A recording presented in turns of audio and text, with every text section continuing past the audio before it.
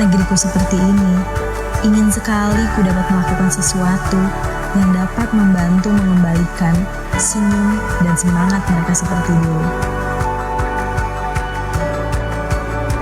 Kuharap cerita semua tentang bagaimana kita bertahan di masa ini dapat berakhir dengan indah. Segera pulih dan bangkitlah negeriku tercinta, agar kita dapat menciptakan cerita bahagia lainnya bersama-sama kembali. Terima kasih Sanpro Propolis sudah hadir di antara kita semua. Saya sudah bergabung menjadi keluarga Sanpro.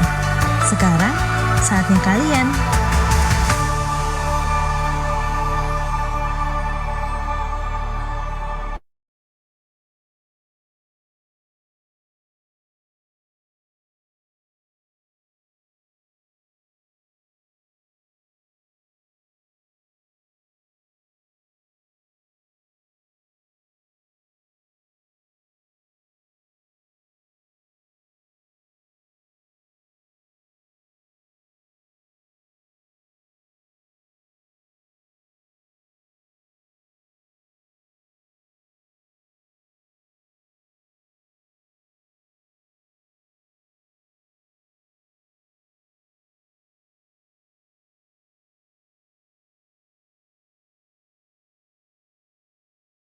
Nih ya, kalau untuk suplemen kesehatan tubuh, aku dari dulu udah percaya banget sama yang namanya Propolis. Salah satu produk turunan dari lebah yang punya banyak sekali manfaat untuk kesehatan tubuh. Makanya aku harus pintar-pintar menjaga daya tahan tubuh. Semenjak pandemi gini nggak cukup loh minum vitamin aja, makanya aku menambahkan dengan mengkonsumsi Sanpro Propolis ini.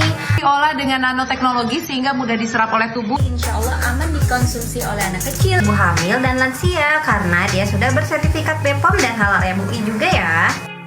Ada dua cara mengkonsumsi propolis ini. Yang satu langsung teteskan, 2-3 tetes langsung ke dalam mulut kalian. Atau bisa juga dengan cara melarutkan di 250 ml air dengan 2-3 tetes. Kemudian aduk, atau bisa dicampur dengan madu. Dan langsung bisa dikonsumsi. Yuk jaga kesehatan tubuh dengan propolis. Langsung cek aja IG-nya di Sanpro Propolis.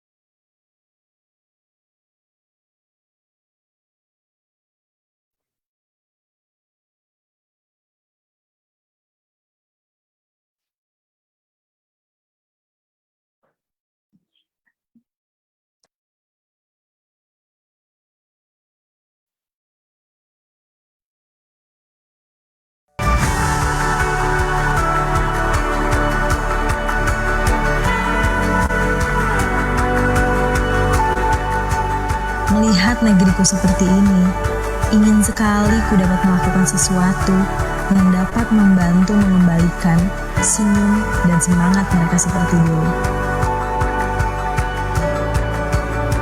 Kuharap cerita semua tentang bagaimana kita bertahan di masa ini dapat berakhir dengan indah.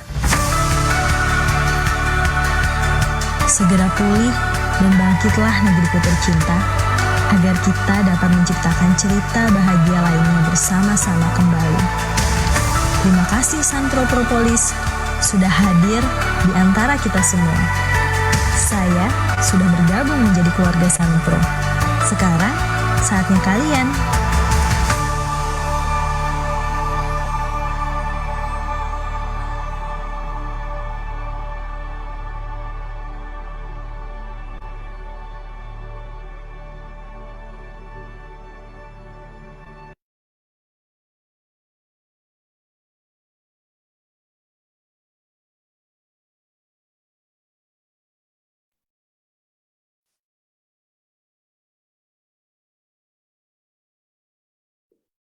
Oke. Halo semua, Assalamualaikum warahmatullahi wabarakatuh. Sebelumnya boleh absen dulu nih dari mana saja. Sepertinya ini saya lihat komentar sepertinya masih sepi nih. Kemana nih? Boleh dong di-tag-tag teman-temannya dulu kalau webinar kali ini sudah akan dimulai. Saya mau lihat nih, absen dulu boleh ya, dari mana saja ini? Sepertinya sudah ada hadir. Dari mana? Dari Kak Ani, dari mana ini? Waalaikumsalam. Oke, kita lihat dari mana saja ini, dari Sabang sampai Merauke atau mungkin dari luar negeri, dari luar angkasa mungkin. Oke, baik teman-teman semua, hari ini webinarnya kita akan segera dimulai, yang mana hari ini kita akan membahas tentang Down Syndrome, mengenal lebih dalam Down Syndrome, yang mana di hari ini bertepatan dengan tanggal peringatan dari Down Syndrome, yang mana di tanggal 21 Maret ya teman-teman semua. Singapura hadir kakak cantik. Oh terima kasih, jangan gitu ya. Nanti saya bisa terbang ke atas awan. Waalaikumsalam. Tapi saya lihat di sini kok masih sepi ya. Boleh di-tag dulu deh teman-temannya sebelum kita mulai acara pada pagi hari ini. Kita mulai. Kita tunggu 5 menit lagi ya. Kita tunggu sampai 50 peserta minimal ya.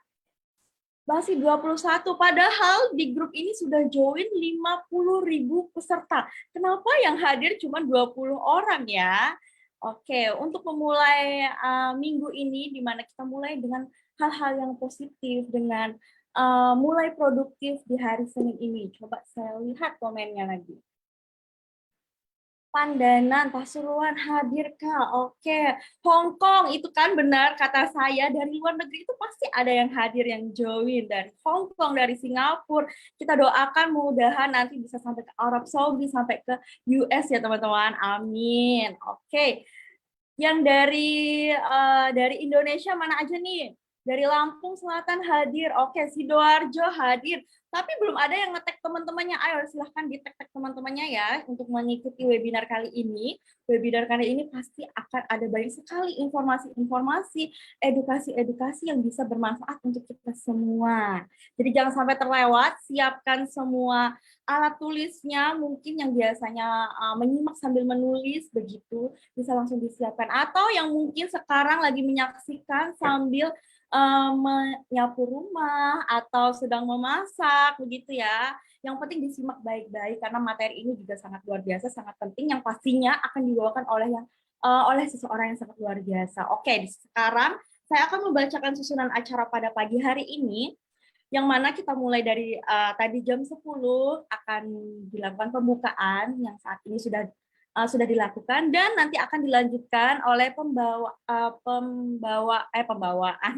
pemberian materi dari narasumber kita, dan nanti akan dilanjutkan dengan sesi tanya jawab yang mungkin sekarang sudah memiliki pertanyaan khususnya tentang kesehatan dan juga khusus mungkin ingin bertanya tentang Santro, nanti boleh ditanyakan kepada narasumber kita. Baru nanti akan dilanjutkan dengan closing atau penutup, begitu. Nah, sekarang kita bisa mengintip sedikit nih pembicara kita yang sangat luar biasa hari ini. Mungkin sudah ada yang mengenal pembicara kita hari ini, atau sudah berkonsultasi, atau mungkin sudah pernah bertemu dengan beliau di seminar-seminar NASA pastinya ya. Mungkin coba boleh komen deh yang sudah mengenal dengan pembicara kita yang luar biasa hari ini. Kok macet ya? Apa sinyal aku? Mohon maaf, mungkin kuotanya boleh dicek dulu ya sebelum join live ya kakak ya. Dari Jakarta hadir siap menyimak. Oke, baik, langsung saja pembicara kita yang hari ini yang akan membawakan materi hari ini adalah Dr. Kinik Darsono, MPD KET. Luar biasa. Ya, boleh tepuk tangan secara online dong. Nah, beliau ini merupakan lulusan dari Universitas Gadjah Mada dengan Fakultas Kedokteran dan melanjutkan pendidikan S2 di Universitas Indonesia dan melanjutkan kembali studinya di S3 di Universitas Gadjah Mada. Saat ini beliau sedang bekerja sebagai direktur dari RSUD Suratno ya, dan beliau adalah seorang pakar herbal Indonesia. Luar biasa sekali ya, ini juga sederetan penghargaan yang sudah beliau peroleh, dan ini mungkin hanya sedikit dari penghargaan dari beliau yang beliau peroleh. Yang pertama, beliau mendapatkan sebagai dokter teladan, lalu mendapatkan penghargaan Madya tingkat nasional BNN. Luar luar biasa ya teman-teman semua. Serta beliau adalah lulusan terbaik Diklat Pimpinan dan lulusan terbaik CISDE dan Best Press Asia Pasifik, dan terakhir Australia Award. Luar biasa ya penghargaan yang sudah beliau peroleh. Maka dari itu sangat-sangat penting sekali untuk kita mengikuti webinar ini dengan pembicara yang luar biasa yang akan memberikan informasi edukasinya. Dan tidak lupa bahwa webinar kali ini kita disupport langsung oleh Sunpro Propolis, produk kesayangan kita semua ya. Boleh tepuk tangan semuanya. Oke, sudah ada 30 peserta. Mungkin langsung saja ya, tidak usah berlama-lama lagi, kita mulai untuk webinar kali ini. Nanti akan ketemu saya lagi di sesi tanya-jawab ya teman-teman. Baik, kepada pembicara kita yang luar biasa, Dr. Kini, waktu dan tempat saya persilahkan. Ya. Assalamualaikum warahmatullahi wabarakatuh. Terima kasih Mbak Nilsa yang baik dan cantik ya. Selamat pagi kepada semua peserta di webinar kali ini. Ini adalah hari yang sangat istimewa karena tanggalnya sangat istimewa. Tanggal 21 bulan 3 ya. Ini sekaligus mengingatkan Bapak Ibu semuanya peserta webinar ini bahwa Down syndrome itu dikenal di kedokteran dengan trisomi 21 gitu ya. Artinya trisomi 21 adalah trisomi itu ada triple di dalam, jadi sebenarnya kromosom itu ada pasangan-pasangan gitu. Sesuai dengan firman Allah itu kalau disebut aku ciptakan kalian berpasang-pasangan gitu ya. Di kromosom di DNA kita itu juga berpasangan. Normalnya itu berpasangan 2 ya, jadi 2-2 gitu. Nah, kebetulan di kasus Down syndrome ini tidak hanya 2, kelebihan 1, makanya dia disebut dengan trisomi ya. Nah, ketemu dengan bulan 3, bulan Maret ya. Nah, trisomi terjadi pada mana? Pada lokus pada kromosom 21, kromosom nomor 21. Makanya disebut dengan, kalau kedokteran menyebutnya dengan trisomi 21 gitu ya. Trisomi itu artinya kromosom nomor 21 berlipat ada 3, yang harusnya 2 menjadi 3. Nah, manifestasi dari kelainan kromosom ini sebenarnya dikenal sejak tahun 1866 ya. Itu sudah dikenal oleh Dr. Down, makanya disebut dengan sindrom Down gitu ya, Down syndrome.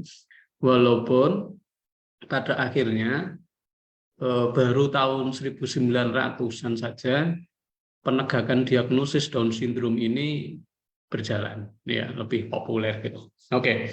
Jadi makna tanggal 21 Maret itu sebagai peringatan Down syndrome itu memang terkenal berhubungan lagi dengan kromosom ya.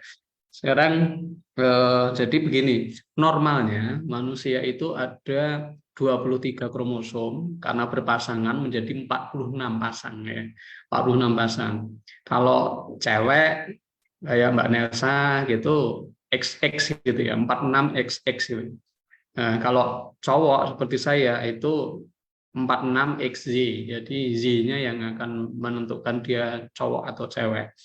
Jadi di sini Bapak Ibu sekalian belajar ya ini ya, belajar tentang kromosom ya. Kenapa wanita itu lebih kuat? Karena X-nya 2 gitu ya. Kenapa cowok itu secara fisik memang lebih lemah ya dari cewek daya tahannya, karena dia X-nya cuma 1, karena ada Y ya, ada Y di sana. Nah, itu nanti akan menyebabkan kalau Bapak Ibu paham lebih jelas bahwa angka harapan hidup cewek itu lebih tinggi daripada cowok. Sehingga kita lihat bahwa kalau disebutkan sekarang banyak janda-janda ya wajar, karena angka harapan hidupnya lebih tinggi di cewek dibandingkan cowok begitu ya, secara kromosom, secara genetik ini. Nah, sedangkan pada Down syndrome, orang menderita Down syndrome itu ditulisnya bukan 46 karena kelebihan 1 kromosom, nah ini 47. Nah, kalau cewek disebutnya XX plus 21. plusnya itu di kromosom 21.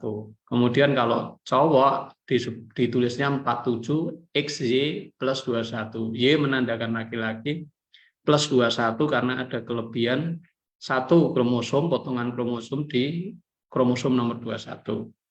Begitu, selanjutnya, next. Nah, apa itu Down syndrome? Jadi Down syndrome ini memang kelainan pada kromosom ya Bapak Ibu sekalian. Jadi kromosom nomor 21 itu terjadi penggandaan, ketambahan satu gitu ya, ketambahan satu. Ya sama dengan kalau kita lihat misalnya ada, mohon maaf ya, ada beberapa kelainan juga. Kalau jari itu mestinya 5, itu ada yang jarinya 6. Nah, kalau di sini kromosomnya nomor 21 itu terjadi tambahan menjadi 3, makanya disebut trisomi. Dan ini diambil tanggal 21 Maret itu sebenarnya bermakna tadi biar Bapak Ibu ingat, oh 21 Maret trisomi 21 gitu ya. Nah, Down syndrome ini paling sering terjadi pada beberapa jenis trisomi itu ya Bapak Ibu sekalian, Down syndrome itu. Yang pertama itu adalah memang ada salinan ekstra. Yaitu yang biasanya terjadi pada trisomi 21 itu memang ada salinan ekstra. Yang harusnya 2 itu tambah 1. Ada ketambahan 1. Ini yang paling banyak. Kasus ini paling banyak. Dan gambarannya sangat jelas ya, sangat jelas. Ciri-ciri dari Down syndrome itu sangat jelas. Bapak Ibu nggak perlu ngapalkan, kalau melihat wajah kayak bayi ini, ya, ini sudah kelihatan ini sudah kelihatan kalau Down syndrome. Di mana itu kelihatan? Ya kelihatannya pertama dari dari telinganya yang kecil, kemudian mukanya datar gitu ya, mukanya datar. Kemudian matanya ya Bapak Ibu sekalian, matanya sedikit keluar dan agak ke atas gitu ya, kelihatan sekali. Kemudian mohon maaf untuk lidahnya biasanya itu relatif jauh lebih besar dibandingkan ukuran mulutnya, jadi sedikit menjulur gitu. Tapi juga lebih jelas kalau Bapak Ibu melihat lagi di leher ya, di lehernya itu akan ada perbedaan. Jadi kalau orang melihat orang normal dengan Down syndrome, Bapak Ibu sekali mengenali orang Down syndrome, Bapak Ibu nggak akan lupa begitu melihat orang, oh itu Down syndrome, ya itu pasti kelihatan. Jadi nggak perlu terlalu dihafal. Begitu melihat Bapak Ibu langsung tahu, oh itu Down syndrome, gitu ya. Yang kedua, ini agak sedikit relatif lebih sulit gejalanya, tidak terlalu nampak, tidak sesempurna kalau trisomi ya, penggandaan itu. Kalau mosaik ini ada salinan ekstra dari kromosom 21, hanya menempel di beberapa sel, sehingga ciri-ciri Down syndrome pada penderita mosaik ini tidak terlalu jelas seperti kalau terjadi trisomi 21. Kalau trisomi 21 itu semua kromosom nomor 21 itu ada 3. Ya, tapi pada mosaik ini tidak semua. Dia itu beberapa sel saja yang ada penggandaan. Makanya mosaik. Sehingga gejalanya itu tidak selengkap kalau trisomi secara keseluruhan. Ya. Nah, kemudian translokasi. Kalau translokasi ini ada salinan ekstra dari kromosom 21 menempel di kromosom lain. Gejalanya juga tidak terlalu jelas. Tetapi bahayanya adalah ini bisa diturunkan dari orang tua ke anaknya. Sehingga orang tuanya mungkin itu gejalanya tidak terlihat, tetapi nanti akan muncul pada anaknya. Mari selanjutnya, monggo. Next, ini proporsinya Bapak Ibu sekalian, bahwa kasus translokasi itu menuruti urutan kedua ya, makanya ada keturunan pembawa gitu ya, nanti karier gitu ya. Itu sangat jelas pada mungkin Bapak Ibu juga akan melihat kalau trisomi itu memang mayoritas yang ada di Indonesia itu betul-betul trisomi. Nah, kemudian kalau translokasi ini orang tuanya terlihat normal, tapi bisa jadi pada anaknya akan muncul. Ya, kalau yang mosaik ini dokter-dokter yang cukup expert yang akan bisa mengenalinya, Bapak Ibu sekalian. Karena apa? Tidak semua kromosom 21-nya terjadi penggandaan, hanya beberapa sel saja yang terjadi penggandaan, sehingga munculnya itu tidak jelas. Oh ini trisomi gitu ya. Kadang-kadang kalau dokter sudah pengalaman akan melihat ini kok ada beberapa gejala trisomi ya gitu ya, Down syndrome ya, tetapi kok yang lainnya normal gitu ya, ada beberapa bagian yang normal. Nah itu biasanya kita curiga bahwa ini adalah Down syndrome tipe mosaik gitu ya. Lanjut, next ya. Kalau kita lihat dari prediksi WHO itu antara 1/1000, satu di antara 1000 kelahiran normal atau 1100 dari 1100, anggaplah 1 dibanding 1000, seluruh kelahiran normal di dunia itu ada 1 yang mengalami Down syndrome. Sehingga kalau kita perkirakan jumlah Down syndrome di dunia itu ada 8 juta orang. 8 juta orang yang menderita Down syndrome. Lah, gejala yang mungkin bisa dilihat kalau itu gejala fisiknya, nanti tangan dan kakinya itu juga akan mengalami perbedaan ya Bapak Ibu sekalian dari orang normal. Di samping memang nanti biasanya tidak terlalu pintar, anak ini tidak terlalu pintar. Nah, ini akan jadi problema ke depan. Makanya di kedokteran pendekatan Down syndrome ini memang biasanya kita mendekati secara komprehensif. Kita juga melakukan fisioterapi, di samping terapi obat juga ada fisioterapi untuk melatih otot-ototnya yang cenderung lemahnya. Otot tangan dan kakinya itu cenderung lemah dibandingkan orang normal. Mari lanjut slide berikutnya. Nah, karakteristiknya ini Bapak Ibu ada kelainan karena dia tidak sempurna fisiknya, kepalanya kecil, telinganya kecil, kemudian hidungnya mohon maaf pendek, dia lebih cenderung datar gitu ya.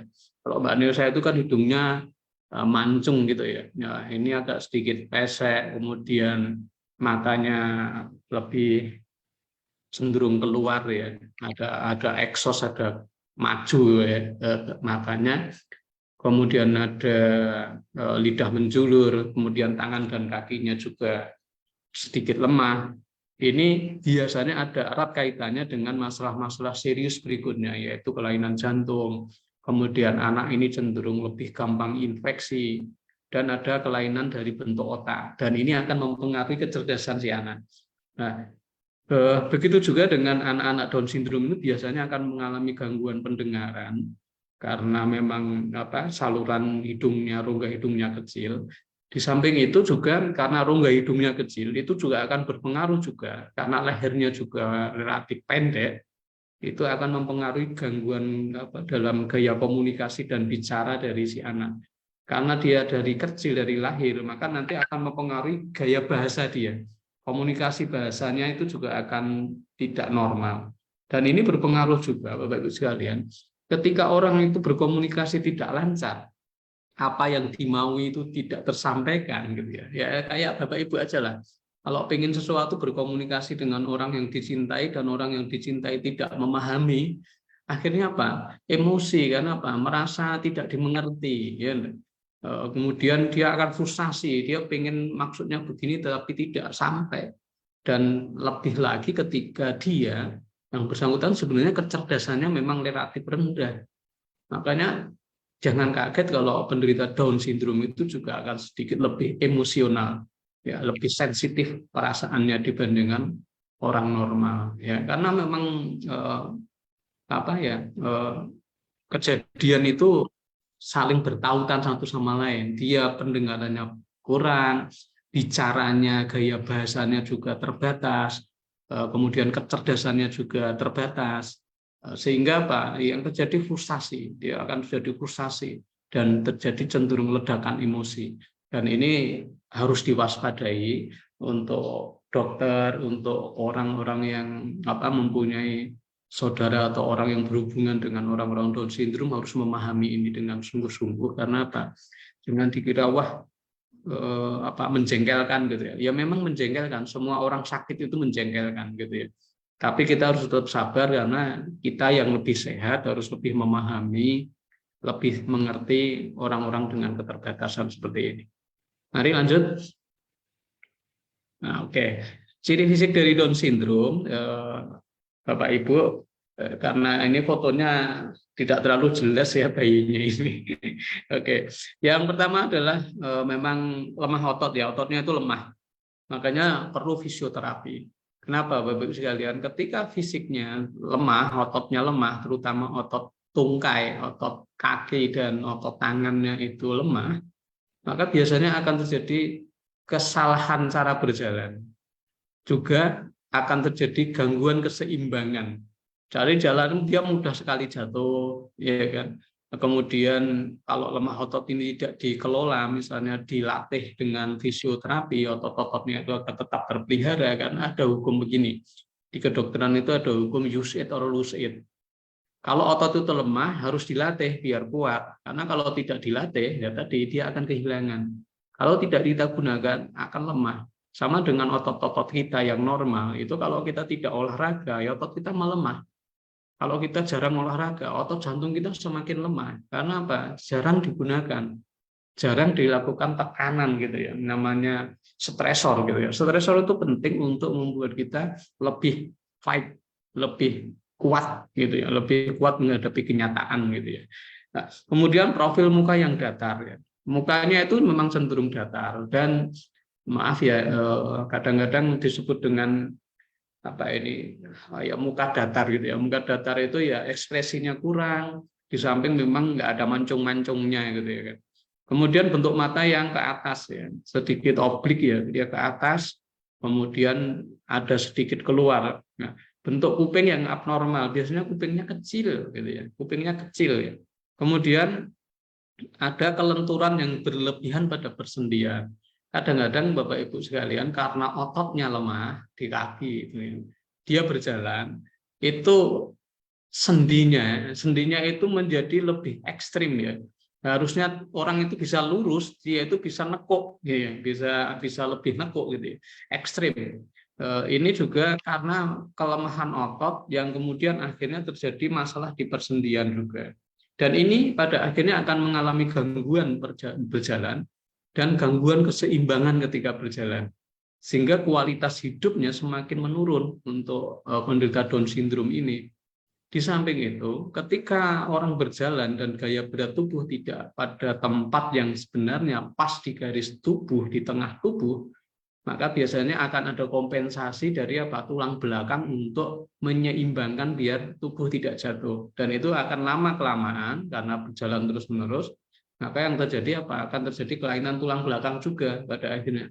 Padahal gangguan tulang belakang itu akan menyebabkan efek yang panjang karena tulang belakang itu kompensasinya jelas akan ke perut ya, otot-otot perut akan tidak seimbang. Kemudian juga nanti Bapak Ibu juga akan memperhatikan bahwa orang-orang dengan kelainan tulang belakang itu biasanya akan ada gangguan saraf karena memang saraf itu lewat dari batang otak, di otak kita di puncak leher itu masuk ke otot-otot kita, ke seluruh organ-organ tubuh kita melalui sumsum tulang belakang. Nah ini jadinya akan panjang, dampaknya itu bisa berantai gitu ya. Nah, kemudian jari kelingking ya itu biasanya begini. Jari kelingking atau jari kecil itu hanya ada satu sendi gitu. Di jari kelingking itu hanya ada satu sendi, sehingga dia akan tidak sulit sekali ditekuk gitu ya. Kemudian ada lipatan pada ujung mata. Ini juga kelihatan jelas kalau lihat foto orang yang mengalami Down syndrome. Kemudian jarak yang berlebihan antara jempol kaki dan telunjuk kaki. Jadi kalau bahasanya nyeper gitu ya. Jadi kakinya jempolnya itu terlalu masuk gitu ya, terlalu masuk jebebeh gitu, karena itu untuk menahan keseimbangan berjalan. Jadi dia cenderung lebih membuka lebar sehingga jaraknya antara ibu jari kaki itu dengan jari satunya itu terlalu jauh. Kalau kita kan biasanya berdempetan ya, orang-orang berdempetan. Kemudian lidah besar tidak sebanding dengan mulutnya, jadi cenderung menjulur ya, cenderung menjulur tidak bisa menutup dengan sempurna mulutnya. Tapi jangan, tidak semua yang menjulurkan lidah itu Down syndrome ya Bapak Ibu sekalian, karena banyak anak-anak muda sekarang yang main TikTok, bikin video menjulurkan lidah gitu ya kan.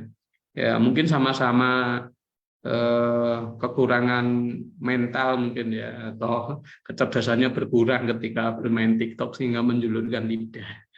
Ya Bapak Ibu sekalian. Lanjut, monggo. Penyebab Down syndrome. Nah, Down syndrome ini kalau kita bahas secara ilmiah itu memang ada di kelainan di kromosom ya. Jadi memang terjadi, harusnya itu membelah dengan normal, ini terjadi masalah pada persoalan pembelahan. Nah, pendekatan kedokteran sekarang itu sudah mengangkat sampai pada rekayasa genetika ya, sampai ke pembedahan kromosom ya. Memang hasilnya beberapa kali berhasil, beberapa kali gagal, tetapi harapan kita ke depan di kedokteran itu nanti akan ada rekayasa ketika ditemukan, oh ini kok bayi ini kok kromosom 21-nya kok kelebihan gitu ya. Itu mungkin bisa dilakukan pemotongan sebelum lahir dan nanti sebelum terjadi kelainan-kelainan yang lebih fatal di kemudian hari. Tapi ini banyak dilakukan di luar negeri ya, yang dengan peralatan canggih ya. Down syndrome ini biasanya bisa dilakukan rekayasa begitu. Nanti lanjut, karena ini akan sulit kalau dibicarakan dengan orang awam. Bapak Ibu sekalian, kasus Down syndrome di Indonesia ini dari tahun ke tahun itu cenderung meningkat. Ada dua persoalan, ada dua asumsi. Yang pertama, mungkin kalau kemarin kita kurang care gitu ya, bahwa ini Down syndrome yang nggak dilaporkan, sehingga semakin hari semakin care, sehingga semakin banyak laporan. Itu gambaran optimisnya. Gambaran pesimisnya adalah peningkatan ini jangan-jangan itu karena memang ada perubahan pola makan dan pola perilaku masyarakat Indonesia yang menyebabkan munculnya Down syndrome itu lebih banyak. Contoh misalnya, mengkonsumsi banyak makanan-makanan yang kualitas gizinya itu kurang bagus. Karena kalau kita lihat angka kanker juga meningkat terus di Indonesia. Jangan-jangan orang semakin melupakan antioksidan, ya kan? Kemudian mengkonsumsi makanan-makanan yang tidak sehat, bisa jadi itu memicu kanker dan bisa banyak muncul Down syndrome ini karena kelainan proses pembelahan sel di kromosom itu menjadi tidak sempurna. Di samping bisa juga karena perilaku manusia di Indonesia yang mohon maaf kalau dilihat nanti banyak menunda pernikahan, sehingga anak-anak itu cenderung lahir pada wanita-wanita yang dengan umur yang sudah relatif lebih tua. Nanti kita lihat, monggo lanjutkan, nanti akan terlihat gambar yang lebih jelas. Next. Nah, Bapak Ibu sekalian, sebelumnya yang tadi, yang gambar sebelumnya. Nah ini Bapak Ibu sekalian, usia ibu saat hamil, jadi semakin tua ibu hamil melahirkan Down syndrome itu akan semakin tinggi. Jadi orang menunda kehamilan itu juga berpotensi untuk melahirkan lebih banyak bayi Down syndrome dibandingkan dengan wanita-wanita yang masih muda sudah melahirkan anak-anak. Nah, bayi yang dilahirkan oleh ibu yang lebih tua itu cenderung jauh lebih berisiko terkena Down syndrome dibandingkan yang ibu-ibu dalam keadaan optimal untuk melahirkan. Ini jadi perhatian karena sekarang kan banyak kecenderungan wanita itu ingin mandiri, dia tidak mau menikah lebih dulu kalau karirnya belum bagus, sehingga terjadi apa? Penundaan pernikahan. Penundaan pernikahan akhirnya menghasilkan penundaan kehamilan, sehingga itu meningkatkan risiko Down syndrome. Kemudian genetik turunan dari orang tua. Nah, yang perlu diperhatikan bahwa bapak dan ibu itu tetap saja mempunyai kontribusi. Jadi bukan ini dari bapaknya saja, ini dari ibunya enggak, tapi ada kontribusi dari keduanya. Cuma bedanya kalau laki-laki itu karier, risiko Down syndrome untuk anaknya itu sekitar 3%. Jauh berbeda dibandingkan jika yang membawa kariernya itu adalah ibu. Karena kalau wanita membawa karier, dia membawa karier potensi bakat dari Down syndrome, itu kira-kira 3-5 kali lipat muncul pada bayinya dibandingkan kalau yang membawa bakat ini adalah ayahnya, gitu ya. Jadi untuk wanita memang ekstra hati-hati apakah ini karier Down syndrome atau tidak, gitu. Lanjut. Oke, orang yang pernah melahirkan bayi Down syndrome itu akan berisiko lebih tinggi melahirkan bayi Down syndrome juga, gitu ya. Jadi biasanya kadang-kadang begini, kesalahan orang-orang dulu gitu adalah begitu dia lahir anaknya, mohon maaf, terkena Down syndrome, wah merasa tidak normal, dia pengen anak yang normal, makanya hamil lagi, ternyata Down syndrome lagi, wah nggak terima, hamil lagi, Down syndrome lagi. Nah, kejadian itu semakin memperbesar terjadinya kasus Down syndrome di Indonesia. Nah, kemudian juga lihat jumlah saudara kandung dan jarak lahirnya. Semakin banyak anak lahir dari wanita, makanya kalau di Indonesia kan diatur ya, jangan sampai ibu itu melahirkan terlalu banyak anak. Karena terlalu banyak anak ini nanti berhubungan, kenapa sih orang yang melahirkan banyak anak, kemudian yang jaraknya dekat ya, terlalu dekat ya, baru setahun sudah hamil adiknya lagi, ya kan, sudah lahir adiknya lagi. Itu kemungkinan besar kalau kita lihat dia berhubungan dengan asam folat ya. Jadi ketika ibu itu ketika hamil itu otomatis zat gizinya kan diambil oleh anak yang dikandungnya. Begitu lahir kemudian hamil lagi, tubuh ibu itu belum sempat memperbaiki kondisi tubuhnya sehingga cadangan zat makanan, zat gizi yang ada di dalam tubuhnya itu cukup. Masih kekurangan, sudah ada janin lagi. Sehingga janin yang berikutnya ini cenderung kekurangan zat gizi yang harus dipenuhi, terutama misalnya asam folat dan sebagainya. Sehingga yang terjadi apa? Kemungkinan anak cacat itu sangat tinggi. Gitu. Kemudian, nah ini ada kekurangan asam folatnya. Nah, kekurangan asam folat ini sangat mengganggu untuk kromosom kita. Sehingga kalau orang melahirkan banyak anak dan rengkat gitu ya, jaraknya dekat-dekat, kemungkinan terganggunya zat gizi termasuk asam folat itu akan menyebabkan Down syndrome menjadi lebih tinggi lagi. Faktor lingkungan ya yang paling umum menyebabkan bayi Down syndrome itu ya tentu saja bahan kimia, kemudian zat asing dari tubuh yang diterima dari lingkungan kita pencemaran, tercemar, kemudian makanannya juga tidak sehat. Ini semua bisa menyebabkan Down syndrome. Termasuk yang paling sering faktor lingkungan itu adalah merokok, terutama ibu-ibu, wanita-wanita perokok itu ya, itu kemungkinan menghasilkan Down syndrome, bayi Down syndrome itu jauh lebih tinggi dibandingkan ibu-ibu yang tidak merokok. Begitu. Lanjut. Deteksi dini kemungkinan kehamilan Down syndrome itu sebenarnya bisa dilakukan dengan NIPT ya, non-invasive prenatal test ini. Ini direkomendasikan oleh dokter-dokter di Amerika, tapi di Indonesia tidak terlalu banyak ya. Ini hanya di rumah sakit yang di center-center pendidikan yang cukup bagus, di rumah sakit baguslah di NIPT di Indonesia dilakukan, tetapi jarang di Indonesia, di daerah-daerah jarang dilakukan. Ya, Bapak Ibu bisa melakukan pemeriksaan ini di center-center pendidikan atau di rumah sakit yang di kota-kota besar ya, gitu. Ya, lanjut. Nah, asupan nutrisi untuk penderita Down syndrome. Jadi Down syndrome itu ada masalah serius. Yang pertama adalah kelemahan otot. Kemudian yang kedua adalah dia mudah sekali infeksi, sistem imunnya sangat rendah. Ini berhubungan langsung dengan ketersediaan zat gizi makro maupun mikro ya. Biasanya akan menimbulkan masalah, sehingga yang kita lakukan Bapak Ibu sekalian, kalau dokter itu akan melakukan beberapa pendekatan. Intinya adalah karena Down syndrome itu tidak bisa kita sembuhkan gitu ya. Yang kita bisa lakukan adalah meningkatkan kualitas hidupnya.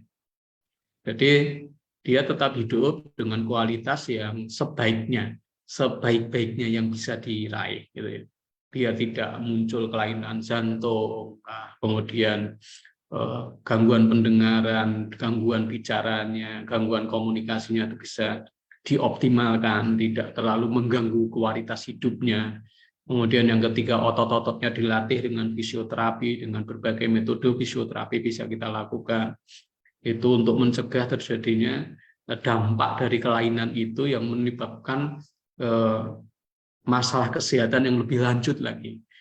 Karena itu akan bisa berlanjut lebih panjang kalau tidak dicegah dengan baik. Misalnya orang yang tidak dilatih dengan fisioterapi itu ototnya bisa, mohon maaf ya, kakinya itu bisa menekuk sangat ekstrim sehingga dia jalannya menjadi sangat merusak struktur kaki dan tubuhnya, sehingga dia begitu banyak menderita penyakit akibat kesalahan posisi berjalan. Kemudian dia juga mudah jatuh, mudah cedera. Padahal begitu cedera, imun dia sangat rendah sehingga mudah sekali terkena infeksi, sehingga kualitas hidupnya menjadi sangat buruk untuk penderita-penderita Down syndrome. Kita lakukan beberapa pencegahan termasuk pemberian obat-obatan, vitamin-vitamin, mineral dan asam amino itu untuk apa? Untuk meningkatkan asupan yang kurang dari para penderita Down syndrome ini. Nah, yang jangan lupa adalah antioksidan ya. Ini biasanya kita sebagai dokter itu pemilihan obat-obat seperti ini, terapi seperti ini memang harus bijaksana, betul. Karena jangan sampai berlebihan. Contohnya misalnya kalau vitamin A itu dosisnya tinggi, dia toksik bagi tubuh malahan. Sehingga kita antioksidan itu juga yang banyak diabaikan oleh orang-orang negara berkembang, itu biasanya antioksidan diabaikan ya, tidak terlalu care mereka untuk mengkonsumsi antioksidan. Padahal kalau kita kekurangan antioksidan, tubuh kita akan menjadi banyak kerusakan DNA. Dan kerusakan DNA ini akan sangat mengganggu kromosom, kelainan-kelainan kromosom yang lain yang akan memicu berikutnya lagi. Nah, untuk ini perlu sekali diberikan konsumsi antioksidan untuk membantu mengurangi dan memperbaiki kerusakan DNA yang terjadi. Ya, lanjut. Nah, kalau kita kenal propolis ya, propolis itu memiliki kekuatan antioksidan yang sangat jauh lebih unggul dibandingkan yang lain.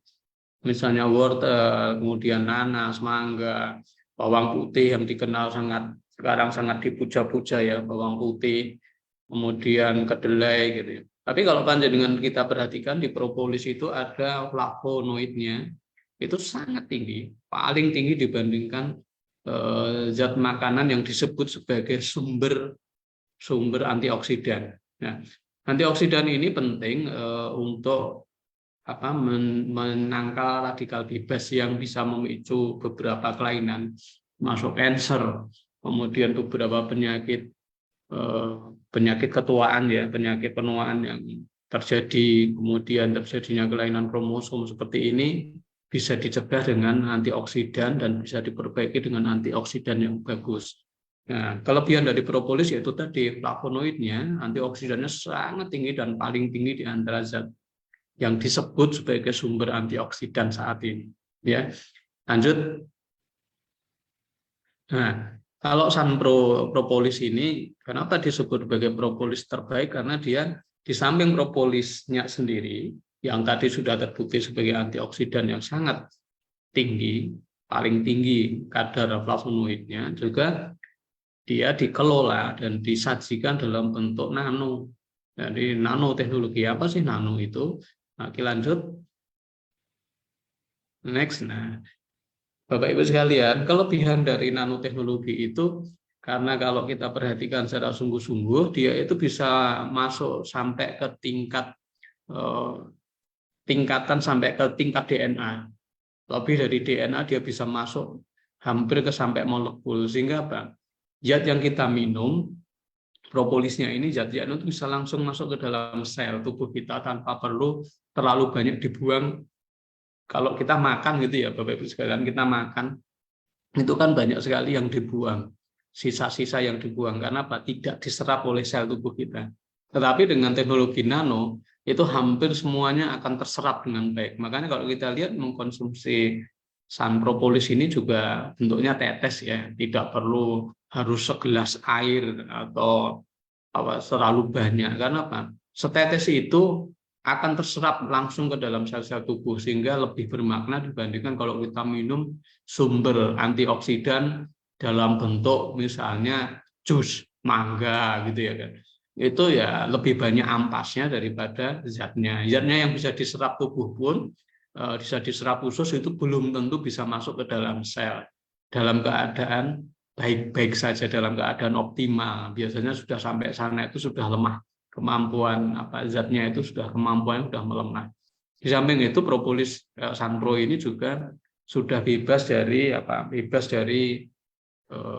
wax ya, bebas dari lilin ya, sehingga tidak lagi membahayakan tubuh kita terutama ginjal. Sehingga kalau Bapak Ibu lihat di sini peserta webinar, kalau nanopropolis itu sudah jelas sekali dia bisa langsung larut ke dalam tubuh, ke dalam air, sementara yang bukan nanopropolis itu Bapak Ibu bisa lihat tidak larut seluruhnya dalam air dan ada waxnya terlihat dengan jelas.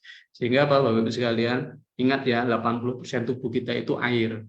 Sehingga kita bisa umpamakan kalau kita minum sun propolis, mengkonsumsi propolis ini yang tingkat nano ini bisa langsung diserap ke dalam tubuh kita ya, seperti itu langsung larut dalam air. Ingat ya, sekali lagi 80% tubuh kita adalah air. Ya, yuk lanjut. Nah, ini juga Bapak Ibu sekalian terbukti aman, makanya kita bisa melihat sampo itu pasti aman dan minim efek samping. Kenapa? Dia tidak nyantol kemana-mana, dia langsung masuk ke dalam sel dan melakukan tugasnya dengan sebaik-baiknya.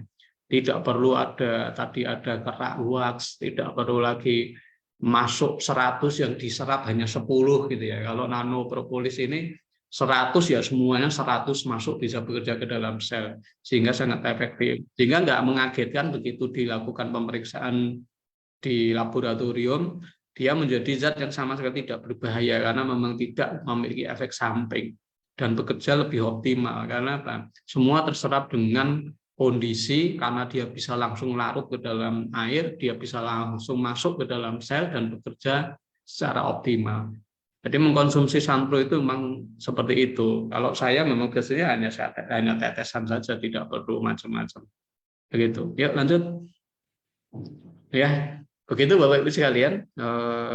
Apa yang kita lihat dari paparan ini adalah menjelaskan tentang kalau kita lihat kadang-kadang kita frustasi ya Bapak Ibu sekalian. Kalau melihat wah ini penyakit tapi nggak bisa disembuhkan, nggak bisa dilakukan apa-apa, tetap bisa dilakukan. Tingkatkan kualitas hidupnya dengan mengkonsumsi zat-zat yang dibutuhkan dalam kadar yang tepat, yang bekerja sangat efektif dan tidak menimbulkan efek samping. Di samping memang perlu latihan-latihan fisioterapis ya. Biasanya kalau kami di rumah sakit, seperti di rumah sakit saya ini, sering melakukan fisioterapi untuk pasien-pasien Down syndrome ya. Fisioterapi, kemudian dari bagian gizi akan menerangkan bagaimana cara untuk menambah asupan gizi yang tepat agar kualitas hidup dari penderita Down syndrome itu bisa tertolong dengan lebih baik. Begitu Mbak Nelsa, paparan dari saya kembali ke Mbak Nelsa. Mbak Nelsa ini sudah waktunya untuk mencegah Down syndrome ya, segera menikah dan punya anak ya. Doakan saja ya Dok. Oke, baik. Terima kasih banyak Dokter untuk materi yang luar biasa hari ini. Nah, ini dari teman-teman kita ada beberapa pertanyaan nih Dok. Boleh langsung masuk pertanyaannya Dok? Ya, siap. Oke, baik. Untuk pertanyaan yang pertama ada dari Kak Nini, bertanya, Dok, kalau anak baru lahir itu terkena Down syndrome, apa bisa diobati, Dok? Oke, jadi kalau sudah terkena Down syndrome, itu artinya sudah lahir, ya tentu saja diobati itu begini. Maksudnya itu bisa hilang ya? Nggak bisa, nggak bisa hilang. Tapi yang disebut dengan mengobati di terapi itu artinya membuat kualitas hidupnya menjadi lebih baik. dan mencegah terjadinya kerusakan-kerusakan yang lebih jauh lagi. Contohnya yaitu tadi kelainan pendengaran, kemudian kelainan bicara, kemudian kelainan berjalan, kualitas hidupnya mungkin termasuk juga memperkuat jantungnya agar tidak mudah infeksi. Kemudian pelatihan emosi agar dia tidak terlalu meledak-ledak emosinya. Nah, ini yang bisa dilakukan untuk untuk Down syndrome. Jadi Down syndrome ini fokus kita bukan menghilangkan penyakitnya karena sudah terlambat ya Bu ya. Rekayasa genetika nggak bisa kita lakukan ketika sudah jalan seperti ini. Mungkin ke depan harapan kita dengan adanya teknologi kedokteran yang lebih maju, yang sekarang harapannya banyak itu adalah kromosom engineering gitu ya, DNA engineering itu mereka melakukan pemotongan ya, tapi kemungkinan jauh lebih bagus nantinya hasilnya untuk mencegah terjadinya kelainan-kelainan yang lebih buruk lagi. Begitu Mbak Nesa. Oke, Ya. baik. Untuk intinya sebenarnya tidak bisa diobati ya dok, tapi bisa dicegah pastinya ya teman-teman semua. Ya. Cara mencegahnya bisa mengkonsumsi propolis pastinya ya dok ya. Ya. Dan segera menikah Mbak. Aduh dok, saya jadi ketahuan nih. Oke, next pertanyaan aja deh. Oke, pertanyaan dari Kak Halimah. Izin bertanya dok, cara untuk menyembuhkan Down syndrome, apakah bisa mengkonsumsi propolis atau ada pengobatan lainnya dok? Dan untuk mengatasinya supaya tidak berlanjut Down syndrome-nya, bagaimana dok? Terima kasih. Oke. Jadi kalau kita melihat kalau Down syndrome yang kita lakukan tetap kombinasi dengan obat ya. Obat itu untuk zat-zat yang memang dibutuhkan segera gitu ya. Kemudian yang kedua adalah melakukan fisioterapi. Fisioterapi itu untuk melatih otot-otot yang tadi memang dilahirkan dalam keadaan lemah, yaitu bisa dikuatkan, memang dilatih gitu ya. Itu ada program khusus. Jadi di fisioterapi itu ada beberapa program untuk melatih otot ini, cara geraknya begini, untuk melatih ini, untuk melatih keseimbangan harus begini itu ada banyak sekali.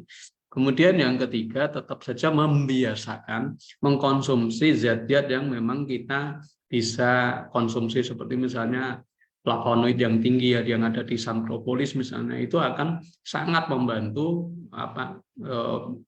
kualitas hidup dari Down syndrome. Tetapi juga kenapa penting untuk ibu-ibu yang mau hamil dan sedang hamil atau berencana mau menikah itu sudah membiasakan diri mengkonsumsi zat flavonoid ini, sang propolis ini. Tujuannya untuk apa? Ketika nanti suatu saat hamil itu kondisi tubuh si ibu, karena sumber makanan nanti kan dari ibu ya, itu juga sudah cukup sehingga akan apa? Mencegah terjadinya Down syndrome. Gitu. Saya ya dok, contohnya saya sudah mempersiapkan diri sebelum menikah dok, saya sudah konsumsi propolis. Jadi insya Allah akan mencegah calon bayi saya terkena Down syndrome. Oke, begitu ya teman-teman. Ada lagi nih dok yang bertanya dari Kak Nur Hayati. Apakah sering kejang bisa mengakibatkan Down dan apakah Down syndrome faktor keturunan atau tidak dok? Oke. Jadi kalau disebut dengan faktor keturunan itu tadi disampaikan seorang ayah karier itu ya ada cenderung menurunkan 3%. Tapi kalau pada ibu itu akan melahirkan sekitar 10-15%. Tetapi faktor yang paling muncul itu sebenarnya adalah itu kelainan kromosom. Kelainan kromosom itu bisa macam-macam ya. Kelainan kromosom itu bisa dipicu oleh berbagai hal, termasuk misalnya kekurangan zat gizi pada waktu hamil, kemudian ibu yang wanita yang ketika hamil itu mengkonsumsi zat-zat yang tidak sehat gitu ya. Atau misalnya perokok dan sebagainya, itu kromosom ya. Kalau yang bisa diturunkan jelas secara tadi sudah terlihat yang yang translokasi itu memang kromosomnya terbawa, itu kromosomnya ibu atau bapaknya yang terjadi translokasi kromosom itu akan diturunkan kepada anaknya. Ya. Jadi Bapak Ibu sekalian, kalau ya Mbak Nelsa ini ya, bersiap di propolis, nah, itu tinggal seleksi saja, jangan sampai seperti itu nanti dapat cowoknya karier, ya kan? Nanti tetap dilihat bibit bobot bebet ya dok. Down syndrome, ya kan, gitu lah. Ini satu, betul sekali ya. Oke, ada Begitu lagi dok. Mbak Boleh nggak dok Nurhayati, pertanyaan? ya, ya, apa? Maaf ya teman-teman, ada sedikit Gimana? untuk jaringan ada sedikit kendala, tapi tetap bisa dilanjutkan ya. Masih bisa menyimak ya teman-teman. Aman ya jaringannya? Oke, kita lanjutkan nih dok. Untuk pertanyaan terakhir nih ada dari Kak Meliana. Down syndrome apakah akan terjadi saat anak baru lahir saja atau pada saat balita masa pertumbuhan bisa terkena juga dok? Misalnya saat baru lahir itu belum terlihat nih ada gejala Down syndrome. Apa nanti saat masa pertumbuhan yang kurang baik begitu apa bisa muncul dok Down syndrome? Ya. Kalau dari teori trisomi 21 itu tidak bisa. Trisomi itu terjadi pada waktu pembelahan sel, pada waktu masih dalam kandungan gitu ya. Tidak akan muncul pada waktu ketika dia sudah lahir. Cuma masalahnya adalah dia akan muncul pada anaknya nanti. Bisa jadi karena apa? Terjadi translokasi kromosom 21 yang akhirnya nanti akan diturunkan kepada anaknya. Dia sendiri tidak ada gejala Down syndrome, tetapi terjadi translokasi kromosom 21 pada selnya yang akhirnya nanti akan muncul pada anaknya. Begitu. Oke, baik teman-teman semua. Terima kasih Dokter Kinik untuk materi yang luar biasa hari ini dan juga atas waktunya. Dan untuk teman-teman semua, terima kasih juga yang sudah hadir. Tapi sebelum itu, boleh dari Dokter Kinik untuk menyampaikan closing statement dulu, Dok, sebelum penutupan kita hari ini. Oke, ya. Untuk Bapak Ibu semuanya yang mengikuti webinar ini, selalu ingat ya, trisomi 21, tanggal 21 bulan Maret ya. Nah, trisomi itu tri ya, namanya tri itu 3, bulan 3. Kelainan pada tanggal 21 Maret ini kita memperingati Down syndrome trisomi 21 ya.